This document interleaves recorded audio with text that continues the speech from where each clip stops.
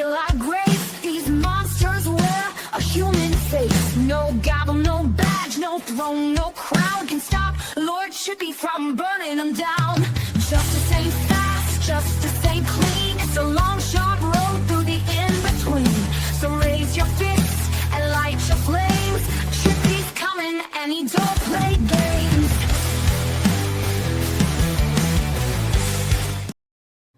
Now, I don't know, again, beyond the damn obvious, what the heck has gotten into young people, but this is horrifying. An elderly Kansas City worker, 66, was ruthlessly attacked by a teen who was asked to change seats during an NBA Young Boy concert. He was so enraged.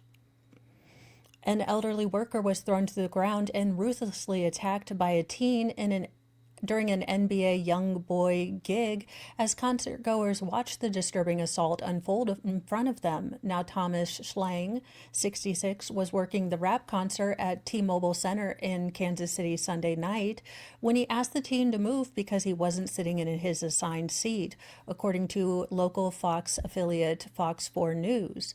Now, fan-recorded footage shows the teen throw, Thomas to the ground, into the row of seats, and then unleash a barrage of punches into the arena worker.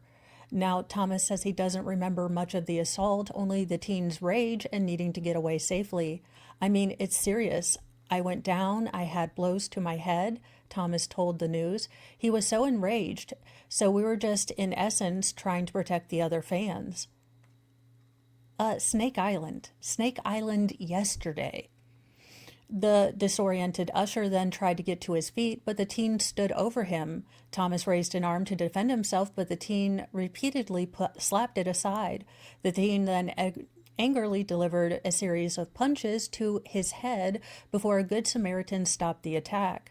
Police arrested the teen after the violent outburst on Sunday night, but he was later released to his parents. Do what now? I'm sorry. This was attempted red rum. Elderly people do not have strong bones. Elderly people do not recover from bone fractures. How many of you have known an elderly person in your life that fell down, broke a hip, and they went downhill very, very quickly?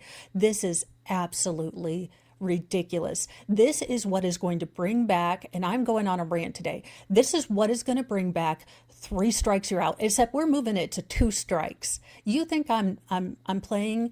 The people that wanted, and I was one of them, smart, coherent, judicial reform, not sending kids away if they had a little ganja, not, throwing away the key on someone who maybe had a substance abuse issue. But this is the type of person that you expect us to have, basically like farcical levels of compassion for the perpetrator? No. So when legislation starts going back to 2 strikes you're out, it was stuff like this. And we warned you. I warned you. I don't want people to lose, their entire future because of a dumb mistake. But absolute violence needs to, for the safety of everyone else, he needs to be put away. I am sorry. Yes, he's young, but if he is young and he is doing this, then there's a problem. And the problem isn't everyone else's problem. He needs to be away where he can either learn self-control or be in a place where they take care of it. The jail takes care of him having an attitude, other prisoners, whatever. The rules, I am sorry, because I foresee this bringing back the 3 strikes you're out. And it seems like America can't do like a sensible middle plan, like a sensible thing. No, we swing from one pendulum to another. And then we're going to repeat the cycle because we forgot it. We are reliving the early 90s. So welcome to 3 strikes you're out when it comes back. Kansas City Police Department confirmed that the teen was under 16, and it is unclear what charges the juvenile might face. Now, Thomas was hospitalized with non-threatening injuries, or non-life-threatening injuries. 1, 2, 3. But he had already suffered glaucoma, and one of his eyes may suffer more damage. Now, this pisses me off even more because this happened to my mother-in-law who recently passed. She already had glaucoma. She had a fall and lost her, excuse me, and lost a whole lot of her eyesight. And it was devastating to go from, maybe having blurry-ish vision to being in the dark was horrible. Yeah. Well, yeah. My daughter works at a nursery, which means she's constantly bringing home all of the new bugs, which is great. It is wonderful. I don't ask her to go wash off with Purell. So definitely, and his family has started a GoFundMe page to help with the medical costs. We are devastated for the injustice of this person and other attendees that didn't try to stop this at all, Thomas's grandson, Huber Lopez, said. Thomas said after nearly 2 decades on the job, he never imagined he would become a victim of a violent assault at work. The message is, we as young adults are people growing into adulthood, we need to learn how to control our anger. Thomas is expected to meet with police on Friday as they continue their investigation. A spokesperson for the T-Mobile Center, Shani Tate Ross, told the outlet that the attack on the employee was horrific and unacceptable. This isolated incident does not reflect our venue, our city, or the thousands of guests of all ages who enjoyed the show without incident. Any violence of any kind is unacceptable at T-Mobile Center. Now, video of the assault has gone viral across social media and heightened public concern regarding youth violence and event safety. Kansas City Mayor Quentin Lucas' office condemned the violence and asked the public to share any information about violence assaults during the concert with the police. Well, this is ridiculous. Now, following the violence that broke out at the T-Mobile Center, the United Center in Chicago announced that it had canceled the NBA YoungBoy concert set to be held Wednesday evening. The venue did not provide specific reasons for canceling the show, but no other shows scheduled at the venue had been canceled. Now, the Baton Rouge rapper is currently on his tour, his first tour in 5 years. Again, I was wondering if he was a basketball player because it said NBA. Not my genre. Now, this ridiculous doofus, as someone who uses comedy to illustrate a point, but for humor, and would never advocate this in real life, you are an idiot. Justice, our country, only works when you wait for due process and you allow our system, as imperfect as it is, to work. If you want to change something, try changing legislation instead of doing this.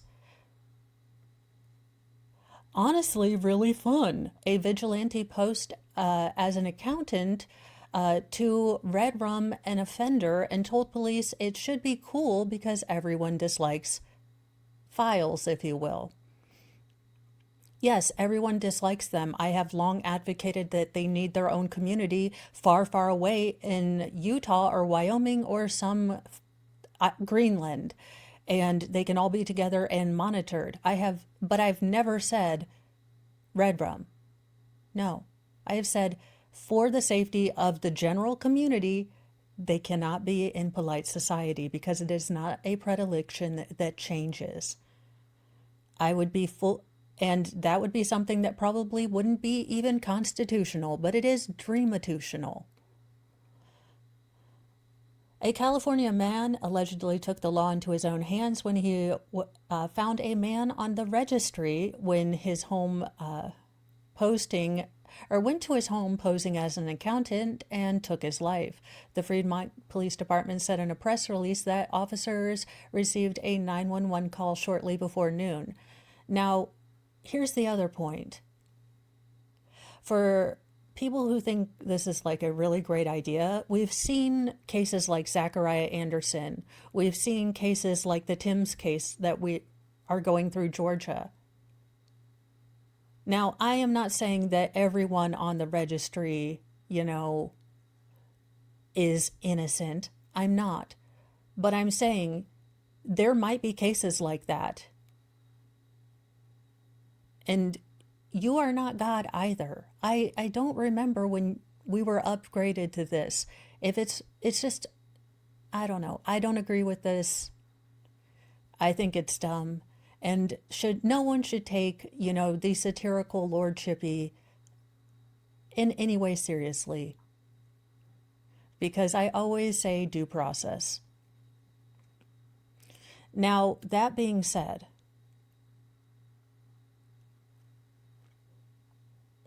my principles would be dearly, dearly tested, and I would be very dearly tested if this happened in my direct family. And then maybe I'd have a completely different perspective. Fremont Police Department said in a press release that officers received a 911 call shortly before noon on Thursday about a violent altercation between two people, one of whom was gravely injured. They then rushed to the scene to find the 71-year-old man on the ground, suffering from significant stab wounds.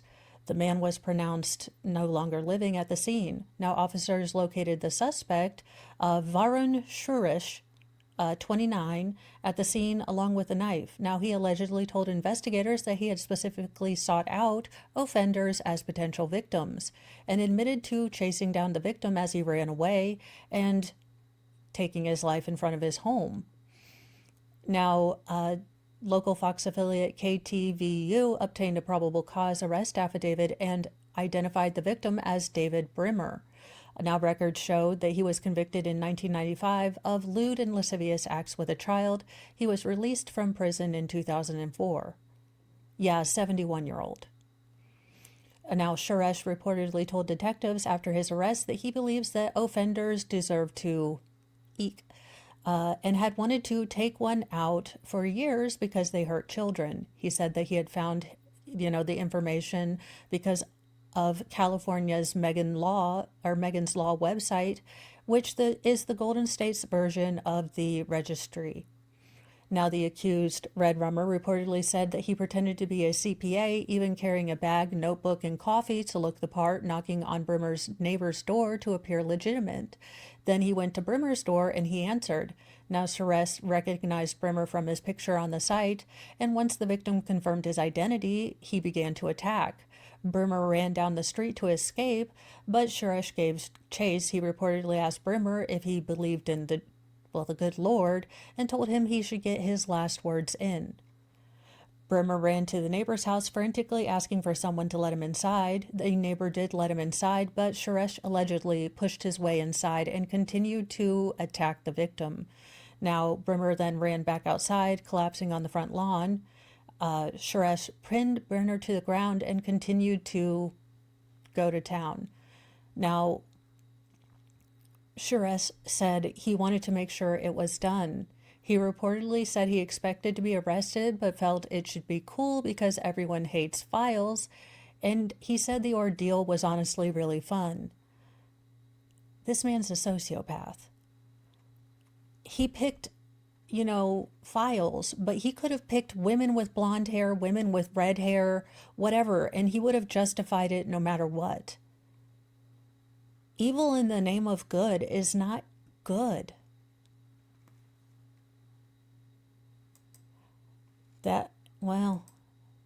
This cavalcade of ridiculous. Yes, he just bought himself a ticket to life in prison. Well, he'll be surrounded by more of these people. If he didn't want to be bothered by those types of people, he kind of picked the wrong place to spend the rest of his life. And one day he's going to be 71 in one of those places. A woman pulled out a lawn chair and sat down in a median after crashing a car with the body of her red-rummed ex inside, wrapped in a bloody bedding with her head sticking out. Yeah, at that point you're just caught, sweetheart. A Minnesota woman has been found guilty of murder in connection with a bizarre car accident in which two Good Samaritans stopped to assist her after she had crashed her sedan. While helping her out, the pair found a body of a woman in the back seat wrapped in bedding, a futon-like mattress, and a tarp with only her head visible, while the female suspect was sitting in a lawn chair on the median. What in the Florida is this, and this is in Minnesota? Oh, please tell me they streamed this trial. We need to see if they recorded this trial. Now, the deceased individual was Margaret Lewis's ex-girlfriend, Liara Tassi, 35, who had been fatally stabbed in the neck by Lewis, 33, before the 2024 crash had happened. Now, Law and Crime previously reported on this and said prosecutors in Hennepin County accused Lewis of stabbing Tassi while the two were inside her studio apartment in Minneapolis. A jury convicted Lewis on second-degree murder on Monday, finding aggravating factors in the case that will give the judge overseeing it the option of going beyond sentencing guidelines that were proposed for Lewis. Now, the court documented Lewis displaying unpredictable behavior that requires high observation while she's behind bars. Prosecutors reportedly said that during Lewis's trial, she stabbed Tassi, a well-known local DJ, in her bed and let her bleed out. They described the pair's relationship as both tense and painful. A former romantic partner of Tassi told police that the relationship Tassi had with Lewis was sordid and emotionally challenging. Now, the crash that ultimately uncovered what Lewis had done to her ex happened on June 22, 2024, on Interstate 90 near Highway 42 in Iota. Luis was driving Tassi's vehicle. In checking to see if anyone else was in the vehicle, a deceased individual was located in the back seat. Police said in a statement, the condition of the deceased was suspicious and immediately apparent that the death was not a result of this motor vehicle accident. Now, according to a criminal complaint reviewed by Law and Crime, tire tracks indicate to police that Lewis was traveling at a high rate of speed before the accident, and when they searched her vehicle, officers found the body of Tassi in suspicious condition. Well, yeah, I don't think you need Nancy Drew, the Hardy Boys and Nancy Grace to figure out something doesn't smell right here. I think the Scooby gang, even high on gummies, could have figured something is a little off here. They're like, it was a bit suspicious. There was a DB in the car. Now, she was positioned in the back seat so that her head was aimed toward the passenger seat and her feet toward the driver's seat. Now, Minneapolis police executed a search warrant of Tassi's home and found disturbing blood scenes that indicated violence, a bloody plastic and metal object found on the bed, and antifreeze and a small shovel in the home. A knife was also missing from the butcher block in the kitchen. Yeah, so very sad for the parents, family, and friend of Miss Tassi. But ever just put out a lawn chair and was like, well, I'm caught. I'm going to at least sit comfy while I wait for the police. That is 10 pounds of crazy in a 2-pound sack. May God and peace and the odds be ever in the favor of the guards that have to watch her. Although, if you put her in with Taylor Schabusiness, I would watch that cage match. Not gonna lie.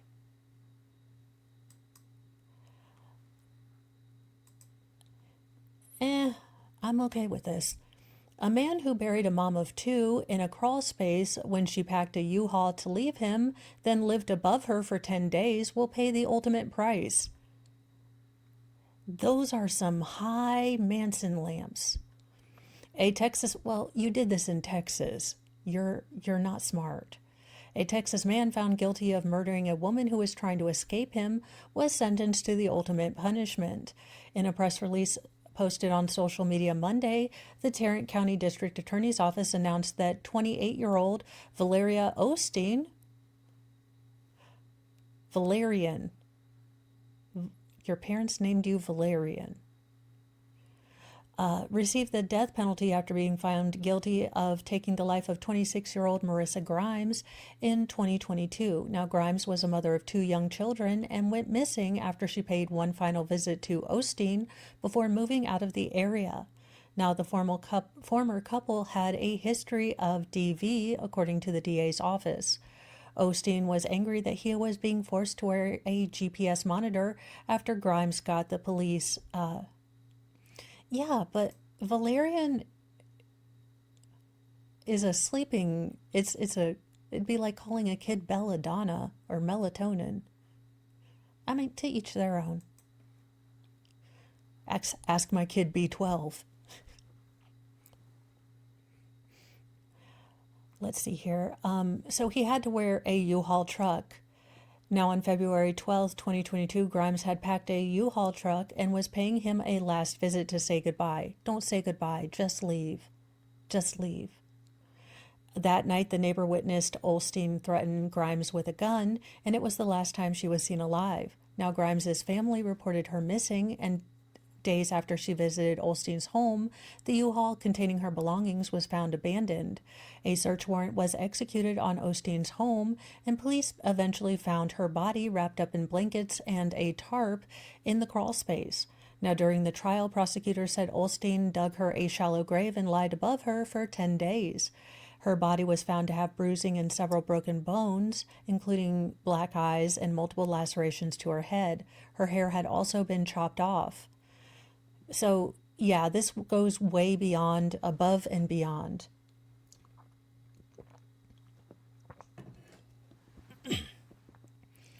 But this is just incredibly sad for the children that are left behind. And I know it's not a popular opinion, but this has destroyed so many people. These cases never have just they have a ripple pattern. I am sure that his parents remember the baby they brought home and are grieving, what he became, what he did, and also his punishment. So not only did he have, one formal victim, he has so many victims that he, has injured with his actions.